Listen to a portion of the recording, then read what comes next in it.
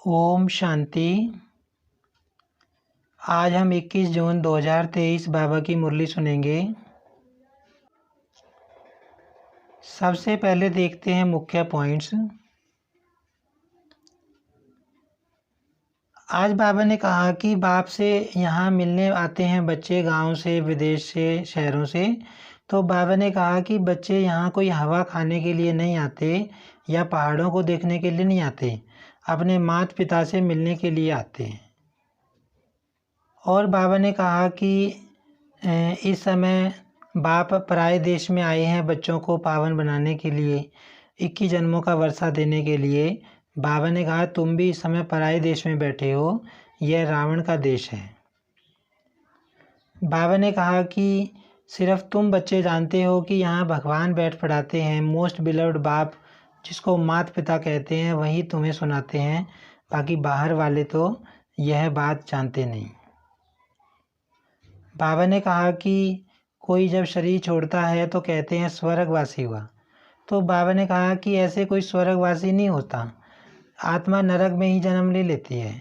जब तक बाप न आए, राजयोग न सिखाए, तब तक बाबा कहते किसी को राजाई मिल नहीं सकती, कोई स्वर्ग में जा नहीं सकता। अब सुनते हैं मुरली विस्तार से। आज की मुरली का सार है, मीठे बच्चे तुम ज्ञान सागर बाप के पास आते हो, सम्मुख मिलन मनाने, बादल भरने। तुम यहाँ कोई तीर्थ करने व पहाड़ी की हवा खाने नहीं आते हो। बाबा कहते तुम बादल भरने आते हो, ज्ञान से झोली भरने आते हो, कोई हवा खाने नहीं आते। यहाँ पे बाबा से मिलन मनाने आते हो। आज की मुरली में प्रश्न है, ग्रस्त व्यवहार में रहते हुए किस विधि से चलते रहो तो एवर हेल्दी बन जाएंगे। बाबा ने कहा कि एवर हेल्दी बनने के लिए सदैव बाबा बाबा करते रहो। तुम्ही से खाऊं, तुम्ही संग घूमूं, सब कुछ बुद्धि से बाप हवाले कर दो। बाबा कहते बाबा बाबा करते रहो और सब कुछ बाबा के हवाले कर दो। ऐसा समझकर चलो कि हम शिव बाबा की परवरिश के अंदर पल रहे हैं, किसी भी चीज़ में ममत्व ना रहे।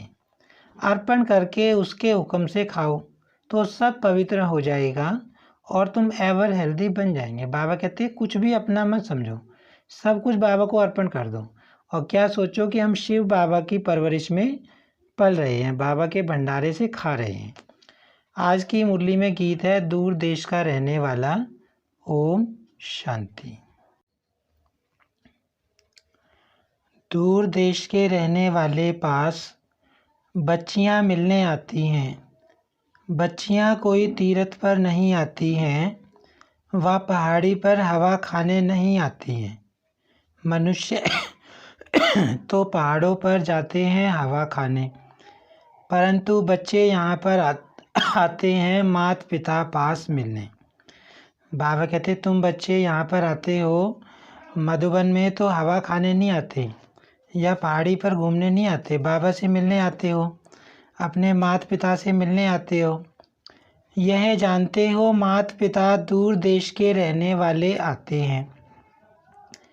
पराए देश में क्यों आते हैं? स्वर्ग रचने। अब शिव बाबा क्या कह रहे हैं कि मैं पराए देश में ये पराया देश है और इस पराए देश में मैं आता हूँ स्वर्ग रचने।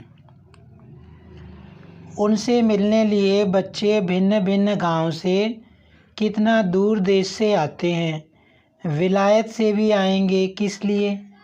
कोई चीज़ देखने लिए नहीं। आत्माएं अथवा जीव आत्माएं आती हैं माता पिता से मिलने। बाबा कहते कोई चीज़ देखने के लिए नहीं आते यहाँ पे बच्चे, गांव से आते हैं, शहरों से आते हैं, विदेश से आते हैं। बाबा कहते अपने बाप से मिलने आते हैं बच्चे। माता पिता भी है दूर देश का रहने वाला। अब तुम किसके आगे बैठे हो? माता पिता के सामने बैठे हैं, जिससे स्वर्ग के सुख मिलने हैं, परंतु उनकी मत पर चलने से। इसीलिए श्रीमत का इतना गायन है। अब बाबा कहते तुम यहाँ पर स्वर्ग के सुख लेने के लिए आए हो, बाबा के सामने बैठे हो, उनकी मत पे चलते हो तो स्वर्ग का सुख मिलता है। भगवानुवाच श्रीमत गाई हुई है, ब्रह्मा विष्णु शंकर की श्रीमत का गायन नहीं है। सबसे श्रेष्ठ माता पिता है जिसका गायन करते हैं। इस सृष्टि के रचयिता माता पिता का आह्वान करते हैं कि इस छीछी पतित दुनिया में आओ, हमको पावन बनाओ। परमात्मा का आह्वान करती है आत्मा, भगवान को याद करती है तो उसको बुलाती है ना कि हमको इस दुनिया से पार ले चलो, दुख दर्द से छुड़ाओ। अब वह पराये देश में आया है। बाबा कहते हैं ये देश मेरा नहीं है, मैं तो पराये देश में आया हूँ और तुम भी पराये देश में बैठे हो। यह रावण का देश है। यह अकासुर बकासुर पूतनाएं, सूपन खाएं हिरण्यकश्यप आदि सब इस मनुष्य सृष्टि के मनुष्यों पर नाम हैं। असुरों का कोई दूसरा रूप नहीं है, न देवताओं का कोई दूसरा रूप है, न चार भुजाएं हैं। बाबा कहते मनुष्य के अंदर अगर अवगुण है तो वही असुर बन जाता है, बाकी असुरों का रूप और कोई अलग नहीं होता। और ना बाबा कहते देवताओं के चार भुजाएं होती हैं, ऐसा कोई रूप होता है। मनुष्य जैसे ही होते हैं देवी देवता हैं, तो वह भी मनुष्य और देवताएं भी मनुष्य हैं। परंतु देवताओं का पावन देश में पुनर्जन्म था। सतयुग त्रेता जैसे ईश्वर का घर है, स्वर्ग में आते हो तो अपने घर में आते हो, अब हो पराये घर रावण के घर में। बाबा कहते कि इस समय तुम रावण के घर में बैठे हो और जब सतयुग त्रेता में थे तब तुम भगवान के घर में थे। तो बाप आकर तुमको रावण के घर से छुड़ाते हैं, लिबरेट करते हैं। आधा कल्प तो तुम माया के देश में पुनर्जन्म लेते रहते हो। सतयुग त्रेता में तो राम राज्य अर्थात ईश्वर का राज्य है, क्योंकि ईश्वर ने स्थापन किया है। आधा कल्प वहाँ पुनर्जन्म लेते आए, आधा कल्प रावण के राज्य में पुनर्जन्म लिया। अब बच्चों को समझ पड़ी है कि हम किसके सामने बैठे हैं। यह टीचर भी है, सदगुरु भी है। तुम माताएं भी टीचर हो, सदगुरु भी हो, तुम भी पढ़ाती हो। अब बाबा कहते हैं माताएं भी गुरु हैं, क्योंकि माताएं बहनें भी पढ़ाती हैं, बाबा का ज्ञान सुनाती हैं। मनुष्य से देवता बनाने लिए अब तो तुम आसुरी संप्रदाय से दैवी संप्रदाय बन रहे हो। तुमको कांटों से फूल बनाने इस रथ पर बाप सवार हो आए हैं। यह तो बच्चों से मिलने और देशों में भी जाते हैं, क्योंकि चैतन्य ज्ञान सागर है, जड़ सागर तो नहीं है जो डुबो दे। नहीं, यह चैतन्य है ना। बाबा कहते हैं कि परमात्मा तो चैतन्य ज्ञान का सागर है। गायन है आत्मा परमात्मा अलग रहे तो परमात्मा भी आते हैं, तो उनसे मिलने आत्माएं भी आती हैं। कहाँ कहाँ से बच्चियाँ आती हैं, बाप भी चक्र लगाते हैं। भक्तों ने तो जहाँ तहाँ मंदिर बनाए हैं, जैसे क्राइस्ट के जड़ चित्र भी बनाते हैं। अब वह तो है देहधारी, और जो भी हैं ब्रह्मा विष्णु शंकर देहधारी हैं। इन सबसे ऊंचते ऊंच है भगवान, उनको अपना शरीर नहीं है ना। ब्रह्मा विष्णु शंकर क्राइस्ट सब देवी, बाबा कहते सब देहधारी हैं, लेकिन परमात्मा जो है वो ऊंचे से ऊंचा है, उसको शरीर नहीं है। उनको तो सभी बाप कहेंगे, परम पिता गॉड फादर। उनको तो न स्थूल शरीर है न सूक्ष्म शरीर है। आते भी हैं जरूर, कैसे आते हैं यह सब भूल गए हैं। ऐसे तो नहीं कहेंगे कृष्ण पतित पावन है, न कृष्ण के शरीर में आकर पावन बनाते हैं। तो कृष्ण भगवानुवाच रोंग हो गया। बाबा कहते हैं मैं कृष्ण के तन में थोड़ी आता हूँ। श्री कृष्ण के मुख द्वारा क्या रचे, क्या देवताएं? नहीं, पहले तो ब्राह्मण चाहिए, उसके लिए ब्रह्मा चाहिए, नहीं तो ब्रह्मा का ऑक्यूपेशन कहाँ। श्री कृष्ण का नाम लगाने से ब्रह्मा की बायोग्राफी गुम हो जाती है। श्री कृष्ण द्वारा सतयुग स्थापन किया तो ब्रह्मा का ऑक्यूपेशन ही गुम कर दिया। अब बाबा समझा रहे हैं कि कृष्ण के द्वारा नई दुनिया की स्थापना नहीं करते परमात्मा, परंतु तुम बच्चे जानते हो जो यहाँ आते हो। बाकी जो नहीं जानते वह समझेंगे कि यह भी एक सत्संग है जहाँ गीता सुनाते हैं, परंतु यहाँ कौन सुनाते हैं यह तुम बच्चे जानते हो। बाबा कहते सिर्फ तुम ही बच्चे जानते हो कि यहाँ भगवान बैठ के पढ़ाते हैं, बाहर वाले तो नहीं समझते। ज्ञान का सागर मोस्ट बिलव्ड माता पिता सुनाते हैं, कितना मीठा कितना प्यारा है। तुम कोई मनुष्य को मीठा कह नहीं सकते क्योंकि सभी कड़वे विकारी हैं। परमात्मा ही मीठा है, बाकी तो मनुष्य आत्मा कड़वी हैं क्योंकि विकार है उनके अंदर। बाप उनको पावन बना रहे हैं तो ऊंचते ऊंच है भगवान। उसके बाद जो भी मनुष्य होकर गए हैं अभी वह सब पतित हैं। जब तक बाप आकर पावन न बनाए तो सब पतित दुखी रह जाते हैं। इस समय पावन आत्मा तो कोई है नहीं, सब पतित आत्माएं हैं, दुखी हैं, जब तक परमात्मा न आए और पतित से पावन न बनाए। जैसे मनुष्य कहते हैं कलयुग हजारों वर्ष का है, यह तो इम्पॉसिबल है। महाभारत लड़ाई सामने खड़ी है जिसमें मुक्ति जीवन मुक्ति के गेट्स खुलते हैं, तब तक कोई मुक्ति जीवन मुक्ति में जा नहीं सकते, सभी यहाँ भटकते रहते हैं।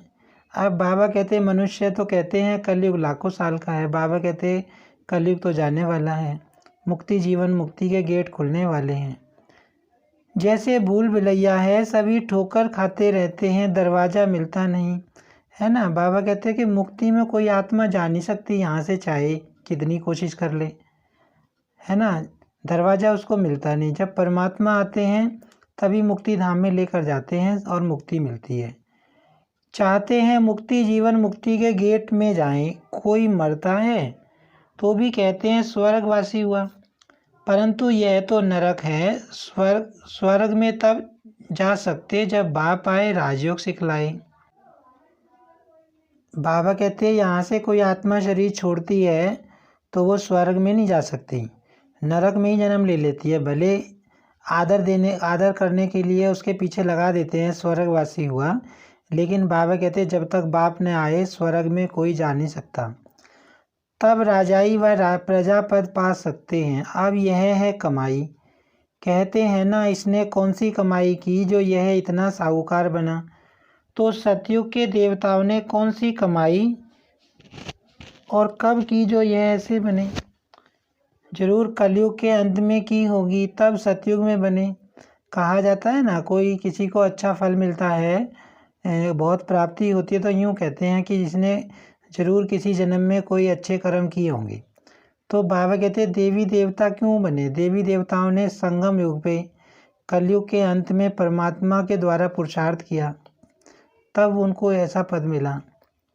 अब तुम जानते हो हम ऐसी कमाई कर रहे हैं जो स्वर्ग के मालिक बनेंगे, जरूर उसका रिजल्ट तुम स्वर्ग में भोगेंगे। अब तुम कलयुग और सतयुग के संगम पर हो, उनको अलग युग कर दिया है। सारे कर्म अकर्म विकर्म की गति बाप समझाते हैं। कहते हैं बच्चे अब जो कर्म मैं तुमको सिखाता हूँ वही करो। इसको कलयुग नहीं कहेंगे, संगम युग का किसको पता नहीं है। बाबा कहते हैं अभी संगम युग चल रहा है, लेकिन संगम युग के बारे में कोई जानता नहीं ना, बाबा के बच्चों को छोड़ के। जब सतयुग से त्रेता होता है तब भी किसको पता नहीं पड़ता कि सतयुग त्रेता का संगम पास हो रहा है। यह पीछे गाया जाता है कि सतयुग में फलाने राज्य करते थे, त्रेता में फलाने राज्य करते थे, द्वापर हुआ तो देवी देवता वाम मार्ग में चले गए। यह सब अब तुमको पता पड़ता है। यह ज्ञान और कोई में नहीं है। तुम ही वर्ल्ड की हिस्ट्री ज्योग्राफी पढ़ते हो, तुम्हारे पास अहम ऑब्जेक्ट है। बाबा कहते पूरी सृष्टि चक्र का ज्ञान और ये नॉलेज हिस्ट्री ज्योग्राफी सिर्फ तुम बच्चे ही जानते हो, बाकी आत्माएं नहीं जानती। जो भी दुनिया में गीता पाठशालाएं हैं वहाँ वेद शास्त्र सुनाते हैं, एम ऑब्जेक्ट कोई है नहीं। स्कूल कॉलेज को पाठशाला कहते हैं, वह पढ़ाई फिर भी सोर्स ऑफ इनकम है। तो तुम्हारे पास एम ऑब्जेक्ट है कि इस पढ़ाई से पावन बन मुक्ति धाम में जाएंगे। बाबा कहते तुम्हारे पास एम ऑब्जेक्ट है, ये पढ़ाई है, इसका लक्ष्य है कि तुम मुक्ति धाम में जाएंगे, देवी देवता बनेंगे, फिर वहाँ से पाठ बजाने सतयुग में आएंगे। तुमको सतयुग से कलयुग तक कौन सा पाठ बजाना है वह सारा पता है। तुम बादल यहाँ आए हो भरने के लिए, 21 जन्म के लिए सोर्स ऑफ इनकम बनाने कितनी ऊंच पढ़ाई है ना। बाबा कहते हैं अभी तुम बादल बनकर आए हो बाबा से भरने के लिए और 21 जन्मों के लिए कमाई करने के लिए, बहुत ऊंची पढ़ाई है बाबा कहते हैं। तो पढ़ाने वाला भी ऊंच से ऊंच भगवान एक है, बाकी तो सब हैं भाई बहन, ब्रह्मा सरस्वती शंकर पार्वती विष्णु, सब इनके बच्चे हैं। बच्चों को बच्चों से वर्षा नहीं मिलता, वर्षा बाप से मिलता है। जो जैसा पुरुषार्थ करेंगे वैसा वर्षा मिलेगा। और पुरुषार्थ कितना सहज है। अच्छा, इतना ज्ञान नहीं सुना सकते तो 3 पैर पृथ्वी का लेकर छोटे कमरे में ही गीता पाठशाला खोल दो, बोर्ड में लिख दो आकर बाप से 21 जन्मों के लिए वर्षा लो। छोटा बोर्ड ही लगाओ, है ना। बाबा कहते हैं कि चलो ज़्यादा ज्ञान नहीं सुना सकते तो छोटे से कमरे में गीता पाठशाला खोल दो और बाहर बोर्ड लगा दो कि बाप से 21 जन्मों के लिए वर्षा लेना है तो लो। उसमें लिखो कि 21 जन्मों के लिए स्वर्ग की बादशाही तुम्हारा ईश्वरीय जन्म सिद्ध अधिकार है। भल आकर पूछो, तुम जिसको माता पिता कहते हो वह तो जरूर स्वर्ग का रचता है, तो तुमको ज़रूर स्वर्ग का वर्षा मिलना चाहिए। वह कहते हैं निरंतर मुझे याद करो और सबको भूलो। बाबा कहते हैं ऐसे ऐसे ज्ञान समझाओ कि तुम जिस भगवान को माता पिता कहते हो वो तो नई दुनिया रचने वाला है, स्वर्ग को रचने वाला है, तो ज़रूर उससे वर्षा मिलेगा स्वर्ग का, तो तुम भी ले लो वर्षा। इनके साथ रहते हुए, सामने देखते हुए बुद्धि वहाँ लगानी है। बाबा का फरमान मिलता है तो सिर पर रखना चाहिए ना। बाप ऑर्डिनेंस निकालते हैं,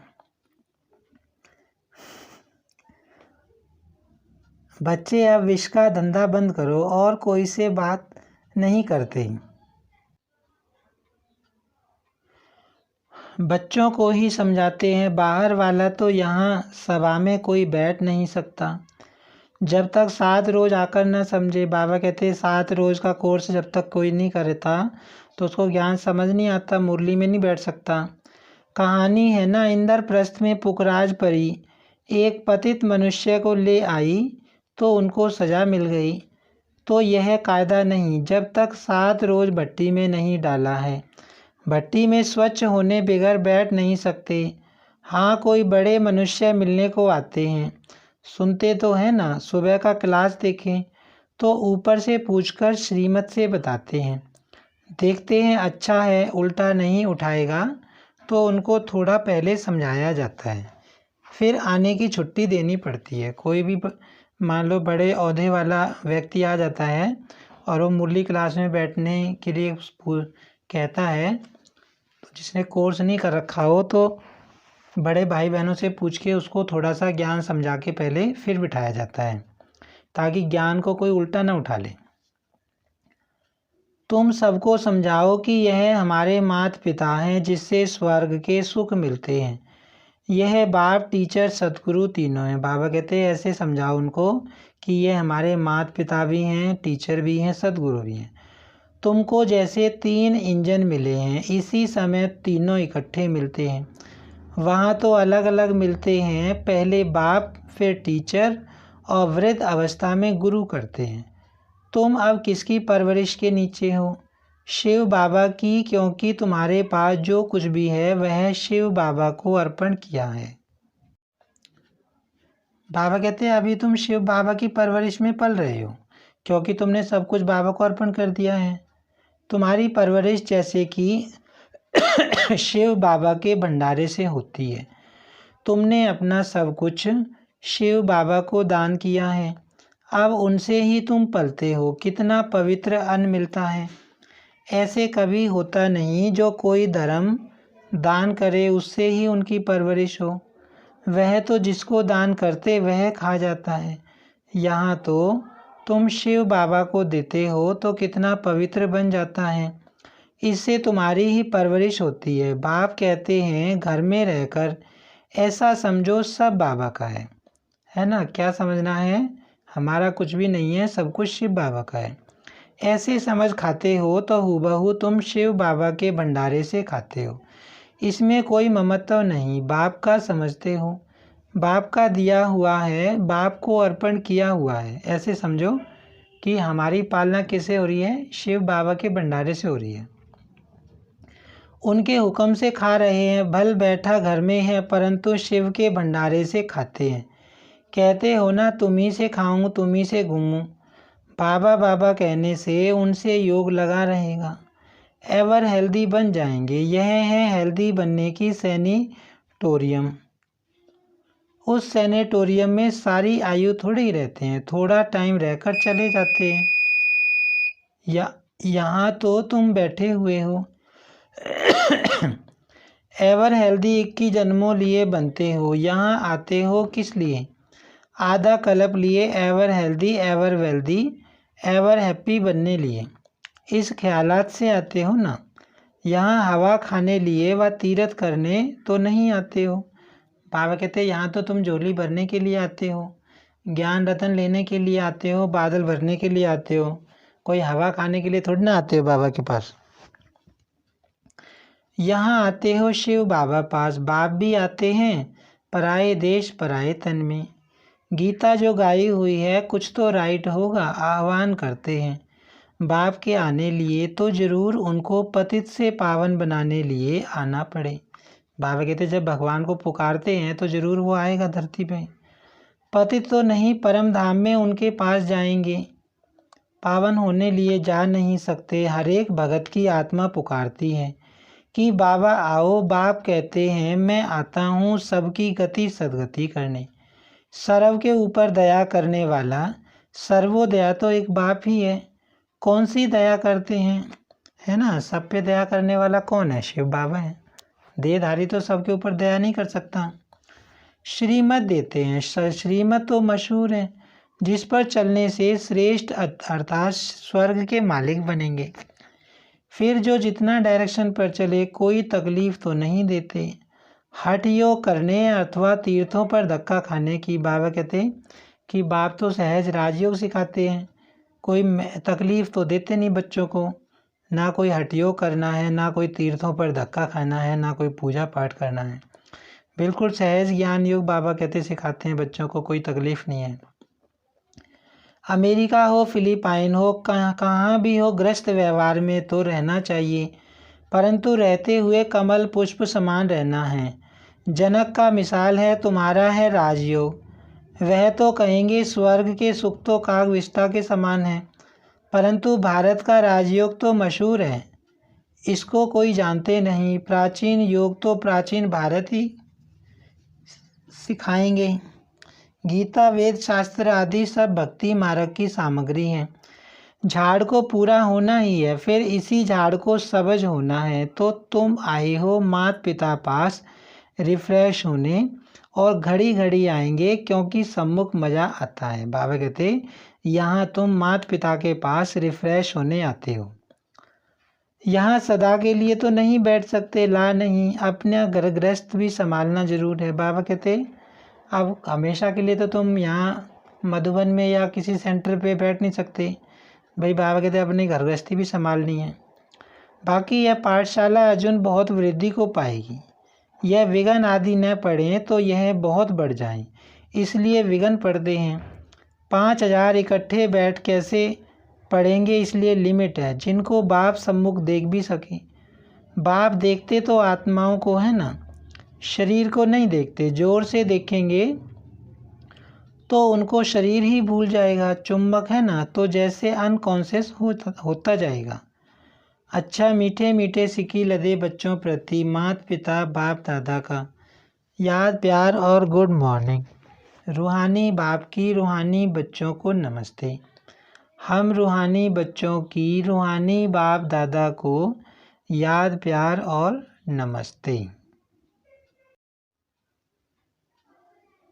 धारणा के लिए मुख्य सार है, ऊंची मंजिल पर जाने के लिए बाप टीचर गुरु के रूप में हमें 3 इंजन मिले हैं। सदा इसी स्मृति से आगे बढ़ना है। हमेशा क्या याद रखना है कि इस समय हमको 3 इंजन मिले हैं, बाप भी मिला है, टीचर भी मिला है और गुरु भी मिला है। बुद्धि से सब कुछ बाप हवाले कर उनकी परवरिश के नीचे पलना है बहुत मीठा पावन बनना है, पतित पने का कड़वापन निकाल देना है। बाबा कहते हैं मीठा बनना है और क्या सोचना है कि हम शिव बाबा की परवरिश में पल रहे हैं। आज की मुरली में वरदान है, अनुभवों की संपन्नता द्वारा सदा उमंग उल्लास में रहने वाले मास्टर ऑल माइटी अथॉरिटी भव। अनुभव बड़े से बड़ी अथॉरिटी है। हर गुण, हर शक्ति, हर ज्ञान के पॉइंट के अनुभवों में संपन्न बनो तो चेहरे पर सदा उमंग उल्लास की चमक दिखाई देगी। बाबा कहते कि हर ज्ञान का, गुण का, शक्ति का, हर चीज़ का अनुभव करो, अनुभव की अथॉरिटी बनो तो बाबा कहते चेहरे पे खुशी की झलक दिखाई देगी। अब सुनने सुनाने के साथ अनुभवी मूर्त बनने का विशेष पाठ बजाओ। बाबा कहते सुनो भी और अनुभव भी करो। अनुभव की अथॉरिटी वाले स्वयं को सदा भरपूर आत्मा अनुभव करेंगे। जैसे बीज भरपूर होता है, ऐसे ज्ञान, गुण, शक्तियाँ सब में भरपूर होने के कारण मास्टर ऑलमाइटी अथॉरिटी बन जाते हैं। बाबा कहते हैं जब तुम अनुभव करोगे ज्ञान की हर पॉइंट का, गुण का, शक्तियों का, तो संपन्न बन जाओगे, जैसे कि है ना, भरपूर बन जाओगे। बाबा कहते हैं मास्टर ऑलमाइटी अथॉरिटी बन जाओगे। आज की मुरली में स्लोगन है, अमृत वेला विशेष प्रभु पालना की वेला है, इसका महत्व जान पूरा लाभ लो। आज की मुरली से स्वमान लेंगे, मैं आत्मा मास्टर ऑलमाइटी अथॉरिटी हूँ। ओम शांति।